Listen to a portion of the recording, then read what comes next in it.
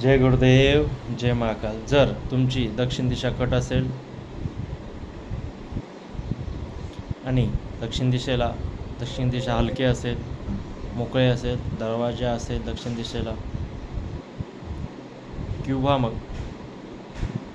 Water tank असेल, स्नानगृह असेल, तर अशा घरच्या व्यक्तींना मृत्यू समान पीडा सहन करावी लागते. अशा घरच्या लोकांच्या धनाचा नाश होतो,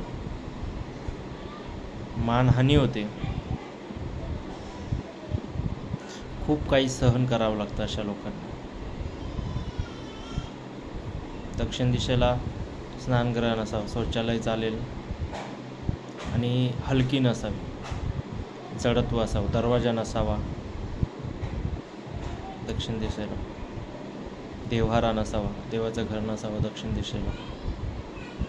दिशेला जडत्व असावं, शौचालय चालेल, या गोष्टी असाव्या. जर तीच तुमची जागा, दक्षिण दिशा जर दरवाजा असेल, स्नानगृह असेल,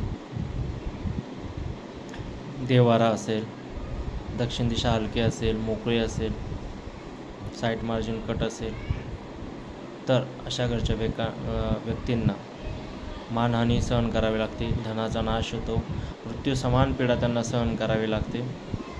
त्यामुळे जर तुमच्याही घराच्या वास्तूमध्ये, तुमच्याही घराच्या दक्षिण दिशेला दरवाजा असेल, शौचालय असेल, दरवाजा असेल, स्नानगृह असेल, ती दिशा कट असेल, हलकी असेल, तर आपण ते रेमेडीज करून ठीक करू शकतो, बिना तोडफोड न करता. तर तुमच्याही घरात असं काही आढळत असेल,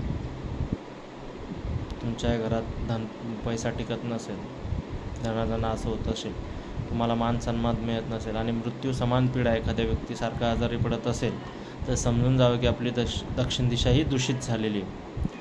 ती दक्षिण दिशा दूषित झालेली असताना आपण त्यावरती रेमेडीज करून त्याची जी पॉझिटिव्ह ऊर्जा आहे ती आपण स्टेबल करू शकतो.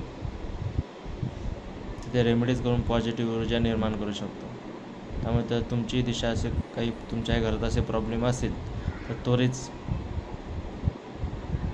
डिस्क्रिप्शनमध्ये आमचा नंबर दिलेला आहे, त्वरित आमच्याशी संपर्क साधून वास्तू व्हिजिट करू शकता. तर ह्या गोष्टी आहेत समजून घेण्यासारख्या, त्या रेमेडीज करून आपण सगळं ठीक करू शकतो. जर कोणाला करायचं असेल तर आम्ही खाली डिस्क्रिप्शनमध्ये नंबर दिला आहे, तर आमच्याशी कॉन्टॅक्ट करू शकता. चला, आजसाठी एवढंच. ज्यांनी कोणी आमचं चॅनल सबस्क्राईब केलं नसेल प्लीज लाईक करा, शेअर करा आणि सबस्क्राईब करा. जय गुरुदेव, जय महाकाल.